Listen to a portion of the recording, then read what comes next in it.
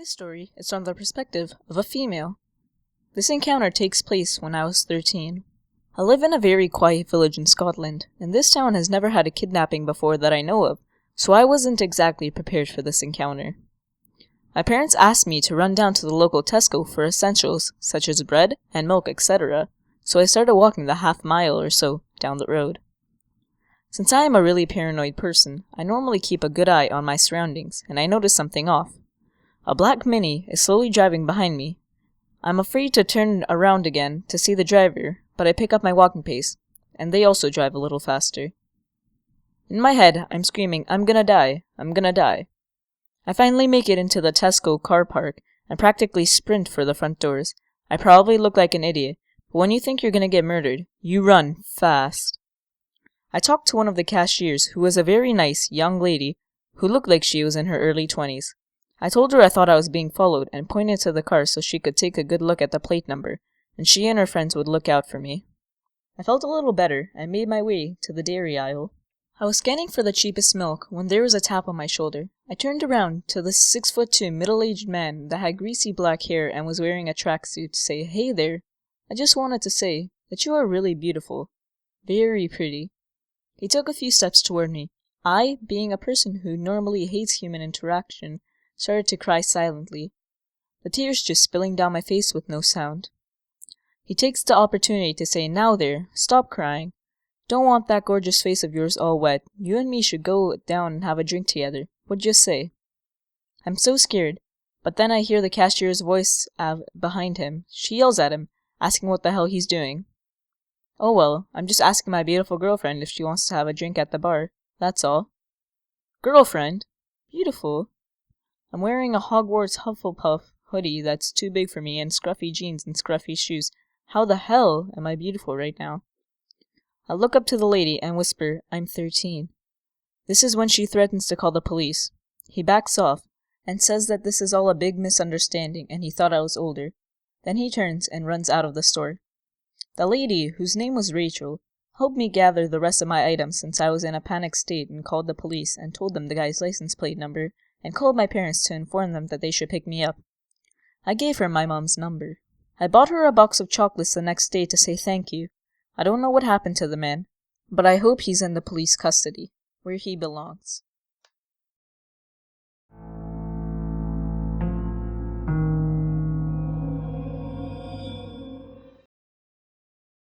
This story is from the perspective of a female.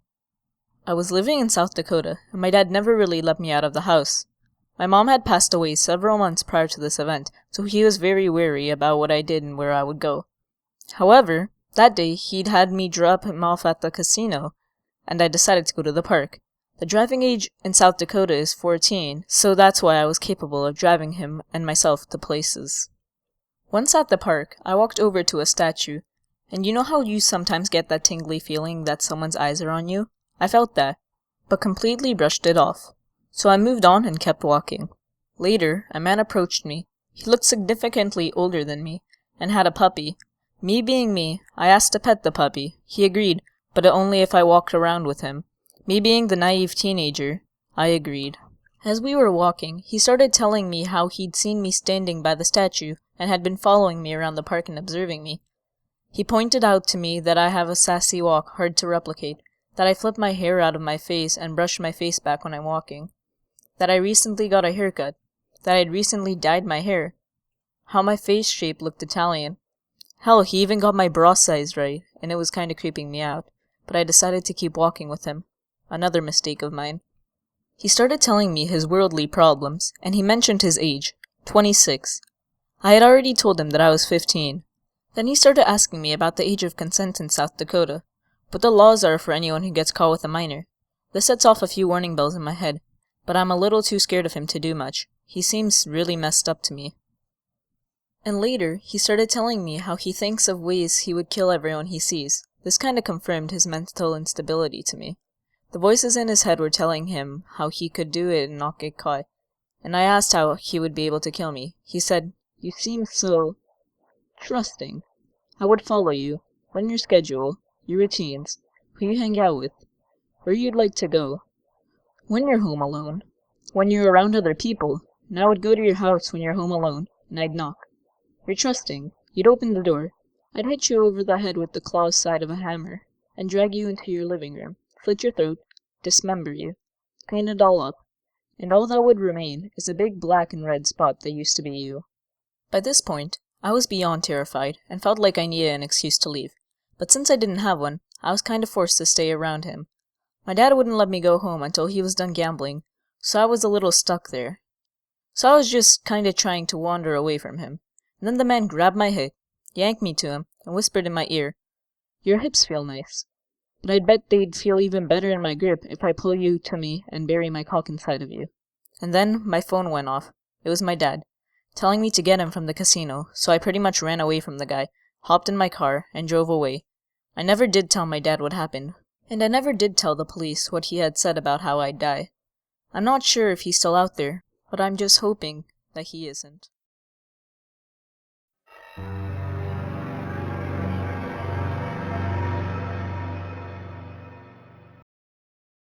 Okay, so this happened to me yesterday. I can't believe this. This freaked me so much that I couldn't sleep today all day. Yesterday, on the 28th, it was my birthday. I planned to celebrate it with my closest friends since it's the middle of the summer and most of my friends are somewhere on vacation, etc. I went with my closest friend to a bar where it's full of tourists since it's the center/downtown part of the city. Now, a couple of hours ago, before I went to celebrate my birthday with my friends, I won a lottery/prize thing on Facebook for 2 free tickets to a movie. I'm a big movie buff, and so is my older sister, and we won the contest to see the newest Ghostbusters movie at the cinema that's close to the bar I went to later on with my friends. The movie had a showing at 10:30 p.m., which was pretty late, but it wasn't a new thing since I'd been to midnight screenings a couple of movies before. After my mini birthday party with my friends, I called my sister to see where she is, and she told me she was close. I was waiting with the free tickets in front of the cinema. I noticed 2 men that were a couple of years older than me, probably 25 to 27, maybe, but I'm not too sure. They were looking at me and speaking in a language I couldn't recognize. I think it was something along the lines of Dutch/Swedish/Flemish, and kind of like that. Though to be honest, I didn't hear them quite correctly because they spoke kinda quiet. You know the feeling when someone is talking about you, but you can't understand them because it's in a different language? Yeah, I got that feeling. My sister and a friend of hers, which I've only met once, came with her. She bought her ticket, and I gave the other free one to my sister. The movie was about to start, so we sat down and those foreign men sat behind us. There were 10 to 15 people with us, and the screening room was pretty huge, so it caught us off guard. Both men sat right behind my sister and her friend. I checked my phone, and out of the corner of my eye, I see both of those men talking, while looking at my sister and her friend. Both of those men did a selfie together, but the weird thing is that they placed a phone a couple of centimeters near my sister's head and took the selfie. It was weird at first, but then weirder things started happening. I didn't tell my sister because I didn't want her to freak out or anything. During the first 20 minutes of the movie, my sister's friend told my sister that she wasn't feeling well and needed to get up early in the morning. My sister was weirded out because why the hell did she want to go to this late screening in the first place? It was one of the weirdest things I experienced that night, and above all, it was my birthday. I saw one of the men get up and sit right in front of me for 5 seconds, then got up again and sat at the back. I was like, what the hell was that anyway? As the movie was ramping up with the bag action set piece at the end, I got an uneasy feeling and gripped my seat really hard. My sister noticed something was off about me. The movie finally ended, and all the lights turned up, and we were told there's a post-credit scene at the end if anyone wished to stay. All the other people left except me, my sister, and the 2 men sitting behind us. I told my sister to wait till the end of the credits while giving her worried looks about the 2 men behind us. She got the gist that I was feeling uneasy. The post-credit scene ended. I got up with my sister, and I saw a small phone turned on and facing us in the front row in front of me that was probably recording us. I tried not to freak out, but on the inside, I was scared to death. I told my sister that I was sleepy, and that my head hurt from the 3D. The way I told her implied that both of us needed to hurry up and get out of here. We were walking kinda fast, but not running to attract the attention of those 2 guys back there. Now, I'm not a big buff guy. I'm pretty wimpy, skinny, and I look like a dweeb, period. Those 2 guys didn't look intimidating at all, but I bet they could kick my ass easily. I was going faster and faster with my sister, and we tried to get home as soon as possible. Since there were no buses, and I didn't see any taxis that were available, I noticed that the two men were following us, their eyes gazing at us with blank expressions. I told my sister not to freak out, but there were two guys following us. She went pale in a split second and like she saw a ghost. As we were talking, I thought to myself that we were never going to get home alive since it was still pretty far. There were no people in sight. It was like a ghost town, barely any cars driving by. I just remembered that one of my close friends lived pretty close at the location where me and my sister were at. I called her and told her that I need help. My friend, who's very paranoid about a lot of things, told us that she will wait for us outside with her boyfriend who goes to the gym regularly and is a boxer. I told her that I didn't have enough battery to call the cops and that my sister forgot to bring her phone out of all the days. She told us to just hurry up. We were close to where my friend's apartment building was, and I see one of the men reach for something in the hand pocket. I grabbed my sister's hand and we started walking even faster. I saw my friend waiting with her boyfriend and they were going towards me. Both of the men turned around and went the opposite way. I went to her apartment and the cops were late.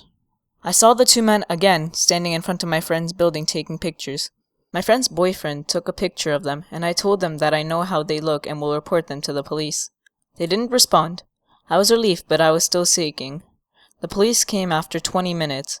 I showed them the picture of the men, and they said they will investigate, and they will notify me further. I stayed with my sister at my friend's apartment until 5 a.m., just before the sun came up, and I went home afterwards. I just woke up an hour ago and wanted to share the experience I had.